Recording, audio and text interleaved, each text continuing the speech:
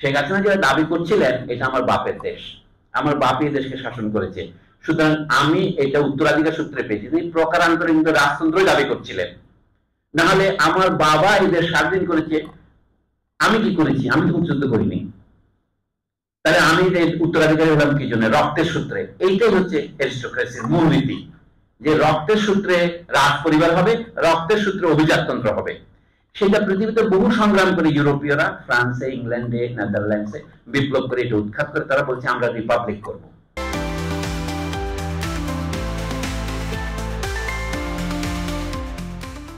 এখানে আমাদের দেশের বেশিরভাগ এনজিও গুলো, সিভিল সোসাইটি গুলো এখন বর্তমান সরকারের মধ্যে যারা বেশিরভাগ ক্ষমতা দখল করেছে, তাদের ধারণা আমাদের আসল সমস্যা বোধহয় সংবিধান। সংবিধান আসল সমস্যা নয়, আমাদের শ্রেণী সম্পর্ক যেটা সংবিধানকে নির্ধারণ করে সেটাই আসল সমস্যা। কিন্তু ওটা দেখা যায় না, ওটা পানির নিচে থাকে। বরফ যখন সমুদ্রে ভাসে তার 9 ভাগের 1 ভাগ উপরে থাকে, 10 ভাগের 1 ভাগ উপরে থাকে, বাকিটা নিচে থাকে। আমরা যেটাকে হিমশৈল বলি। আমি নিচের কথাটা দু একটা আপনাদের সামনে তুলে ধরতে চাইছি, যে শ্রেণী সম্পর্কটা কিভাবে আমাদের এই সংবিধানকে নির্ধারণ করে। আসল ক্ষমতা কার হাতে? আসল ক্ষমতা যে ব্যবসায়ী শ্রেণীর হাতে, যারা নিজেদেরকে শিল্পপতি বলে। বাংলাদেশের শিল্পপতি বলতে একেবারেই নেই। এখানে ব্যবসা করেই পয়সা অর্জন করা যায় এবং সেই পয়সাটা এই দেশে বিনিয়োগ না করে অন্য দেশে রপ্তানি করা যায়, অন্য দেশে এটা দুবাইতে কিংবা সিঙ্গাপুরে বিনিয়োগ করা যায়। এই যে ব্যবস্থাটা, ইংরেজি ভাষায় বললে ক্ল্যাপ্টোক্রেসি, চোরতন্ত্র, তারপরে হচ্ছে লোকে বলে যে না, একজনকেও বিশ্বাস করা যায় না, এক মুঠো লোককে বিশ্বাস করা যায় না। আমাদের যারা বেশি ভালো বাংলা লেখেন কলকাতায়, তারা বলে মুষ্টিমেয়তন্ত্র, অলিগার্কির অনুবাদ করেন, আঙ্গুলে মাপা যায়, এক হাত তন্ত্র, 5 জনের শাসন। তো ভালো কি? বহুজনের শাসন। এইটারই গ্রিক নাম হচ্ছে পলিটি, মানে ভালো তন্ত্র, জনগণের শাসন। এইটা আবার খারাপ হয়ে যায়। সেটার মধ্যে যার জোর আছে লাঠি দিয়ে সে ভোট আদায় করে নিয়ে নেয়, মানুষ ভোট কেন্দ্রে যেতে দেয় না। আমি নারায়ণগঞ্জে আপনারা এর সাথে পরিচিত, এইটার নাম হচ্ছে ডেমোক্রেসি। তাহলে রাজতন্ত্র এবং গণতন্ত্র একসময় মনে করা হতো পরস্পর বিরোধী, তাতে এখন একসাথে থাকতে পারে। আমাদের দেশে যারা মনে করছে গতবার শেখ হাসিনার স্বৈরতন্ত্রের অবসানে এখন যদি আমরা প্রেসিডেন্টের ক্ষমতা বাড়িয়ে দেই তাহলে আমাদের সংবিধানের সমস্যার সমাধান হয়ে যাবে, অথবা পার্লামেন্ট এখন 1 কক্ষ আছে এটাকে 2 কক্ষ করে দেই, তাতে একটা পরিবর্তন হবে। কিন্তু আমি সবিনয় নিবেদন করতে চাই, এই পরিবর্তন মৌলিক পরিবর্তন হবে না। এমনকি আপনি বলতে গেলে রাজতন্ত্র আর গণতন্ত্রের কোনো পার্থক্য নাই। জাপান তো রাজতন্ত্র ছাড়ে নাই, কিন্তু সেখানে পার্লামেন্টারি ডেমোক্রেসি আছে, সেখানে প্রধানমন্ত্রী আছে। এই জিনিসগুলি যে পৃথিবীর নানা দেশের সংবিধান আমরা একটু আলোচনা করি, তাহলে আমাদের কিছু কিছু শিক্ষা হতে পারে।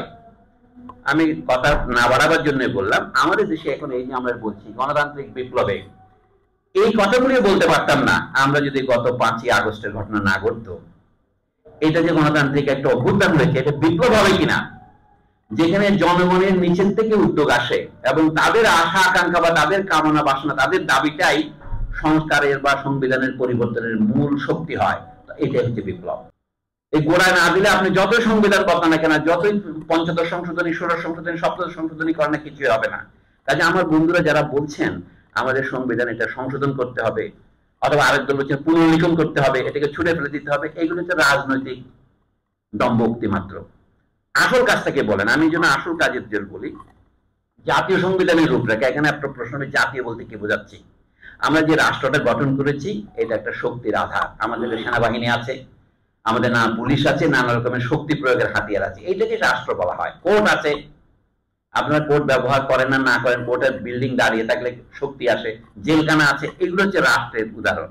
রাষ্ট্র শব্দের অর্থ হচ্ছে এখানে লক্ষ্য করার বিষয়, যত ক্ষমতাওয়ালা, ইংরেজিতে বলে কোয়ার্সিভ পাওয়ার, যাদের হাতে অস্ত্র আছে, মনোপলি অফ ভায়োলেন্স, কেউ প্রাইভেট অস্ত্র রাখতে পারবে না লাইসেন্স না পেলে, আর সমস্ত অস্ত্র রাষ্ট্রের হাতে থাকবে। রাষ্ট্র শান্তি শৃঙ্খলা রক্ষার জন্য আপনার উপর ভায়োলেন্স বা অস্ত্র প্রয়োগ করতে পারবে। এইভাবে রাষ্ট্র গঠিত হয়। কিন্তু রাষ্ট্রের পিছনে যে জনগণ ছিলাম, আমাদের অবস্থানকে তখন, আমরা কিন্তু তখনও রাষ্ট্রের মালিক রয়েছি। তাহলে রাষ্ট্র হচ্ছে একটি সংস্থা যেটা আমরা গঠন করেছি, আমরা তার মালিকানা ছেড়ে দিইনি। আমরা যে মালিক, আমাদের মালিকানার যে তালিকা, রাষ্ট্র আমাদের উপর হস্তক্ষেপ করতে হবে, কিন্তু কতগুলো একা হস্তক্ষেপ করতে পারবে না।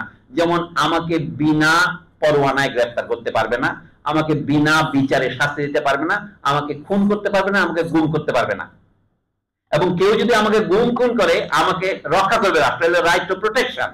রাইটের মধ্যে তিন ধরনের শব্দ দেখবেন আপনি, একটা রাইট, একটা প্রোটেকশন আর একটা ফ্রিডম। আমাদের কনস্টিটিউশন যারা লিখেছেন, শ্রদ্ধা রেখে বলছি, এরা কনস্টিটিউশন কি করে লিখতে হয় সেটাই জানেন না। তাদের উচিত ছিল আমেরিকার কনস্টিটিউশনটা পড়া। আপনারা আমাকে মার্কিন সাম্রাজ্যবাদের দালাল মনে করলেও করতে পারেন, কিন্তু যেখানে সাহিত্যের প্রশ্ন আছে সেখানে আমাকে সত্য কথাই বলতে হবে। এখন জনগণ যে কথাটা বলছে, ধরেন ডক্টর ইউনূস সাহেব জাতিসংঘে গিয়েছেন, তিনি সেখানে ছাত্র নেতাদের 2 বা 3 জনকে নিয়ে গেছেন, নিয়ে গিয়ে তাদের পরিচয় করিয়ে দিয়েছেন। তিনি যদি বলে দেখেন অমুক ছেলে মাস্টার মাইন্ড, লোকে এটা নিয়ে কত লেখালেখি করছে ফেসবুকে, এগুলিকে বলে কুতর্ক, সফিস্ট্রি। এটা তো প্রতীকী। তিনি বলে এই ছাত্ররা এই আন্দোলনের নেতৃত্ব দিয়েছে, এটা এদের মাথা থেকে এসেছে। কথাটা আক্ষরিক করতে সত্য হতে কোনো দরকার নেই। উনি তাদের কৃতিত্বটা প্রতীকী আকারে, তিনি তো এখান থেকে তার 158 জন সমন্বয়কে নিয়ে যাবেন না, এটাই। কিন্তু কলম তুলনা করুন, 1972-এর পর বাংলাদেশের রাষ্ট্রপতিরা যখন জাতিসংঘে গিয়েছিল তখন তারা মুক্তিযোদ্ধাদের নিয়ে গিয়েছিল নাই। অর্থাৎ তারা যারা মুক্তিযুদ্ধে প্রাণ দিয়েছিলেন, বীরশ্রেষ্ঠ হয়েছিলেন, তাদের তো নিয়ে যেতে পারবেন না। যারা বেঁচে ছিলেন, বীর উত্তম ছিলেন, তাদের একজনকে তো নিয়ে যাননি, রাজনৈতিক নেতাদের তো নিয়ে যাননি। এই পার্থক্যটা লক্ষ্য করেন। বিপ্লব তখনই বেহাত বিপ্লব হয়েছে যে জনগণের কর্তৃত্ব না। ইনফ্যাক্ট দেখা গেছে 1970-এর নির্বাচনে যারা জিতেছিলেন তারাই পরবর্তীকালে গণপরিষদ গঠন করেছেন। কিন্তু নিয়ম হচ্ছে যে নতুন গণপরিষদ হলে নতুন নির্বাচন দিতে হয়। আমরা যুদ্ধের মাধ্যমে গঠিত গণপরিষদ দিয়ে আইন তৈরি করেছি, কিন্তু এখন আমি ফলেন পরিচয় হতে বলে, ফলে তো বৃক্ষের পরিচয়। সেই সংবিধান ছিল জনগণকে ক্ষমতাহীন করার সংসদ। এমনকি তাজউদ্দিন আহমেদ যখন ফিরে এলেন কলকাতা থেকে, মুজিবনগর থেকে ফিরে এসে 22শে ডিসেম্বর যে ভাষণ দিলেন, আপনারা মহিদুল হাসানের মূলধারা 71 বইতে দেখেন, তিনি কিন্তু বলছিলেন রাষ্ট্রের মূলনীতি হবে 3টি: গণতন্ত্র, সমাজতন্ত্র এবং ধর্মনিরপেক্ষতা। জাতীয়তাবাদটা পরে যোগ করেছে আওয়ামী লীগ সরকার। আমি বলবো কি তাজউদ্দিন সাহেব ওই 3টা কিন্তু আমাদের মূলনীতি থেকে সরে গিয়েছিলেন। আর রাষ্ট্রের মূলনীতি হবে 3টা: সাম্য, মানবিক মর্যাদা এবং সামাজিক সুবিচার। এটা ঘোষিত হয়েছিল 1971 সনের 10 এপ্রিল। এইটা হচ্ছে, এইটার নামে মুক্তিযুদ্ধ হয়েছে।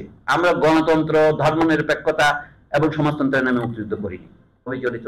এখন সকলের মধ্যে একটা শব্দ ব্যবহার করা হয়েছে গত সরকারের আমলেও, উন্নয়ন উন্নয়ন উন্নয়ন। আসলে আমাদের উন্নয়নের দরকার নেই। আমাদের কি দরকার? আমাদের কাজের দরকার, কর্মসংস্থানের দরকার। যেটা আমি একটা সহজ শব্দ বলি, আমাদের দরকার প্রোডাকশন বা উৎপাদন। কিন্তু উৎপাদন না করে আপনি শুধু উন্নয়নের বরাত দিচ্ছেন। উন্নয়নের বরাতের লক্ষ্যটা কি?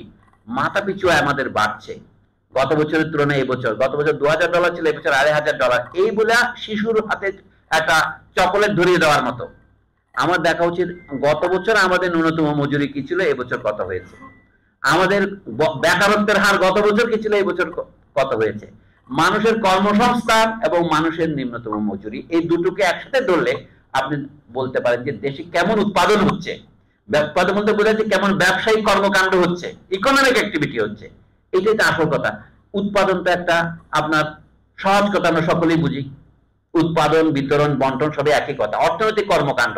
তা না বলে আপনাকে শুধু উন্নয়নের কথা বলছে, এটাও কিন্তু আমাদের অধিকারের লঙ্ঘন। আমার কাজ নাই, আমার ছেলে স্কুলে ভর্তি হতে চায়, আমি মেডিকেল স্কুলে ভর্তি হতে চাই, কিন্তু যথেষ্ট মেডিকেল কলেজ নাই। বিশ্ববিদ্যালয়ে ভর্তি হতে চাই, যথেষ্ট বিশ্ববিদ্যালয় নাই। এটা তো রাষ্ট্র তার চুক্তি লঙ্ঘন করছে, মানে রাষ্ট্রের ম্যানেজাররা জনগণের সাথে বেইমানি করছে।